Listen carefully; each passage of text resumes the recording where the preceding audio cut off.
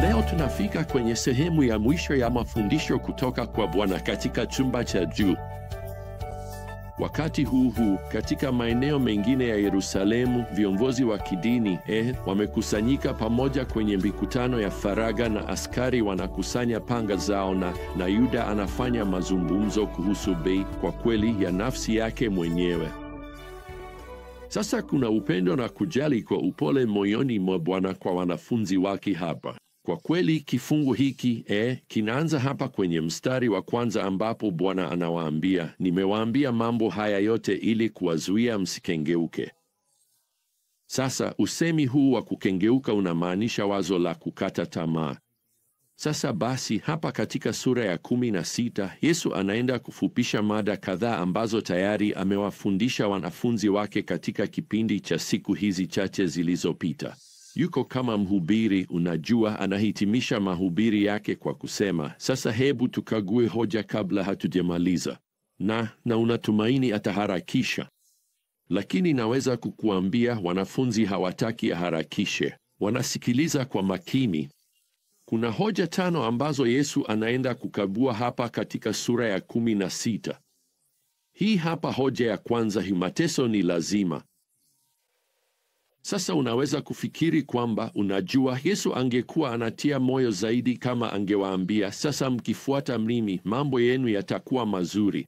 Lakini yeye hana nia sana ya kuvutia wafuasi wengi zaidi. Anachotaka ni kutengeneza wanafunzi, na atawaambia ukweli. Anasema hapa kwenye mstari wa 2, watawafukuza kwenye masinagogi. Hilo kwa njia yoyote ile ni jambo zito sana. Sinagogi lilikuwa mahali pa ushirika, urafiki, harusi, sherehe, mikutano ya kijiji. Kuzuiwa kuingia kwenye sinagogi ilikuwa sawa na kukatwa kabisa na kila rafiki na kila mwanafamilia, kila faida, kila fursa ya kiuchumi. Nikuambie, kwa Myahudi kufukuzwa kwenye sinagogi ilikuwa na maana ya kuishi na kufa peke yako. Lakini hiyo siyo yote. Yesu anaendelea kusema hapa kwenye mstari wa 2, saa inakuja ambapo yeyote atakayewaua atadhani anamtumikia Mungu. Watakuinda kwa jina la dini fulani. Kwa njia, kabla ya kuongoka kwake, kumbuka, Sauli wa Tarso atatimiza unabii huu. Sasa Yesu anajaribu kuwatisha wanafunzi wake. Lo, hapana. Anaeleza hapa kwenye mstari wa 4, lakini nimewaambia mambo haya ili saa yao itakapofika mkumbuke kwamba niliwaambia.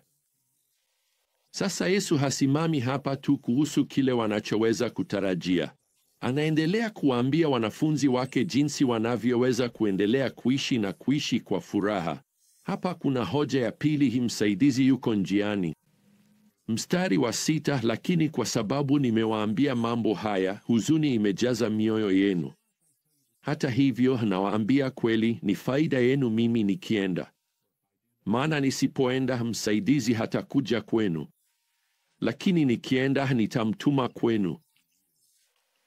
Sasa katika safari yetu ya hekima, tayari tumejadili maoni ya Bwana hapa kuhusu faida za huduma ya Roho Mtakatifu kwa muumini. Yeye ni msaidizi wa kudumu anayeishi ndani yetu na yupo kila wakati. Neno msaidizi hapa linamaanisha hasa mtu aliyeitwa kuwa pembeni yako.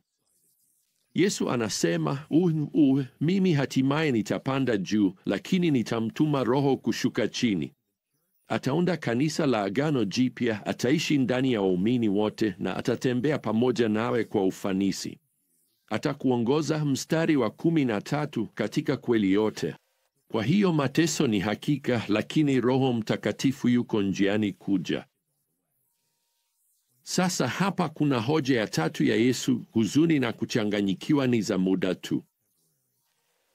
Yesu anasema hapa kwenye mstari wa 16, bado kitambo kidogo hamtaniona tena, na tena kitambo kidogo mtaniona. Hiyo inasikika kama kitendawili. Baadhi ya wanafunzi wamechanganyikiwa na hili. Sasa Yesu anazungumzia kuhusu kifo chake, wakati atakapotoweka. Lakini kisha anarejelea ufufuo wake siku 3 baadaye ambapo wataona tena. Yesu anasema watapitia huzuni kuu, lakini baadaye furaha kubwa. Na anaelezea mabadiliko hayo ya hisia kwa kuingia kwenye chumba cha kujifungulia hospitali ya hapa kwenye mstari wa 20. Anasema, mtaona huzuni, lakini huzuni yenu itageuka kuwa furaha. Sasa hiyo ni kama mwanamke anapojifungua. Ana huzuni kwa sababu saa yake imefika, lakini anapojifungua mtoto hasikumbuki tena maumivu kwa sababu ya furaha kwamba mwanadamu ameletwa au kuzaliwa duniani.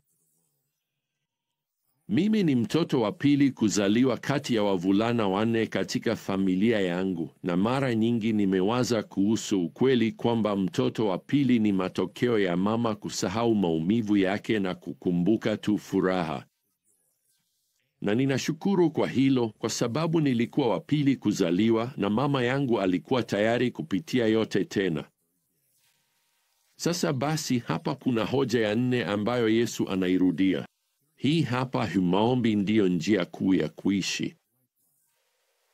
Kufufuka kwa Bwana kutajibu maswali mengi ya wanafunzi. Yesu anasema hapa kwenye mstari wa 23 kwamba maswali yao hatimaye yatabadilishwa na maombi kwa Baba kwa jina la Yesu. Anawaahidi hapa kwenye mstari wa 24 kwamba maisha yao ya maombi yatawaletea furaha na majibu mengi ya maombi kulingana na mapenzi ya Mungu. Sasa hapa kuna hoja ya 5 na ya mwisho ya Bwana: ujasiri utahitajika kila wakati. Anasema hapa kwenye mstari wa 32, saa inakuja, kwa kweli imefika, ambapo mtatawanyika kila mmoja kwenda nyumbani kwake na mtaniacha peke yangu. Lakini mimi siko peke yangu, kwa maana Baba yuko pamoja nami. Nimewaambia mambo haya ili ndani yangu mpate amani. Usikose kuelewa hilo, mpendwa. Yesu hasemi kwamba utapata amani katika hali zako. Hapana, utapata amani ndani yake katikati ya hali zako. Wakati watoto wetu walipokuwa wadogo na tulikuwa nao 4, kabla ya kulala mke wangu alikuwa anawasomea riwaya na wasifu, mara nyingi sebuleni, huku watoto wetu wakiwa wamekaa karibu naye. Mmoja wao alikuwa anachana nywele za mama yao, ambayo ilikuwa njia yao ya ujanja ili kumfanya mama yao asome kwa muda mrefu zaidi kuliko kawaida. Hilo ni kumbukumbu ninayodhamini hadi leo. Basi moja ya vitabu ambavyo mke wangu alisoma ilikuwa ni wasifu wa mishonari Adoniram Judson. Judson alikuwa bado hajaanza kazi yake vizuri kule Burma alipokamatwa na kushitakiwa kama jasusi wa Kiingereza, kitu ambacho hakuwa. Mke wake Anne alijaribu kila njia iwezekanavyo ili amtoe gerezani, na wakati huo huo Adoniram alikuwa amefungwa kwenye selo ndogo pamoja na wafungwa wengine. Joto lilikuwa kali mno kiasi cha kutovumilika na hawakuruhusiwa kuoga kabisa. Hali zilikuwa mbaya sana, chafu na za kutisha. Siku moja maafisa waliamua kumtesa Adoniram zaidi kwa kumburutisha juu kwa kutumia vidole gumba vyake. Maumivu yalijaa kila sehemu ya mwili wake, na aliporudishwa kwenye selo yake, Anne angefika kwa muda mfupi kumtembelea, na kila mara angemwambia, shikilia Adoniram, Mungu atatupa ushindi. Baada ya miezi kadhaa ya kufungwa, Adoniram aliachiliwa ili atumike kama mkalimani kati ya Waingereza na Waburma walipokuwa wakijaribu kufikia makubaliano ya amani. Alitenganishwa na Anne kwa muda, lakini katika kipindi hicho hakuna mtu aliyemwambia kwamba Anne alikuwa anakufa. Basi miezi kadhaa baadaye, alipokuwa huru kurudi nyumbani, mwili wake ulikuwa umechoka sana. Ilikuwa ni miujiza kwa kweli kwamba aliweza kutembea, na alipokuwa akitembea kwa shida kuelekea nyumbani kwake, alimwona mtoto amekaa kwenye vumbi, msichana mdogo aliyekuwa amefunikwa na uchafu kiasi kwamba mwanzoni hakumtambua kuwa ni binti yake mwenyewe. Alipofika kwenye kibanda chao kidogo, aliingia ndani na akipepesa macho kwenye giza, alimwona Anne akiwa dhaifu na mnyonge. Akimkumbatia binti yao mdogo kifuani kwake, alipiga magoti na akalia, akimuita mke wake mara kwa mara. Mwandishi mmoja aliandika, machozi yake ya moto yalianguka usoni pake na polepole macho yake yakaanza kutambua. Alijitahidi kuzungumza, na kisha alipokuwa kifariki, maneno yake ya mwisho kwake yalikuwa haya: shikilia Adoniram, Mungu atatupa ushindi. Ngoja nikuambie, huu ndio ujumbe wa Yesu kwa wanafunzi wake. Kama sura ya 16 inavyohitimisha, Bwana anasema hapa kwenye mstari wa 33, nimewaambia mambo haya ili mpate amani ndani yangu. Ulimwenguni mtapata dhiki, lakini jipeni moyo. Mimi nimeushinda ulimwengu. Hiyo inasikika sana kama shikilia. Mungu atakupa ushindi. Wapendwa, haijalishi ni changamoto kiasi gani, ni maumivu kiasi gani, ni ugumu kiasi gani, shikilia. Hakika Mungu atakupa ushindi. Basi hadi tutakaporudi tena, wapendwa, neema ya Bwana Yesu Kristo na upendo wa Mungu na ushirika wa Roho Mtakatifu viwe nanyi nyote. Amina.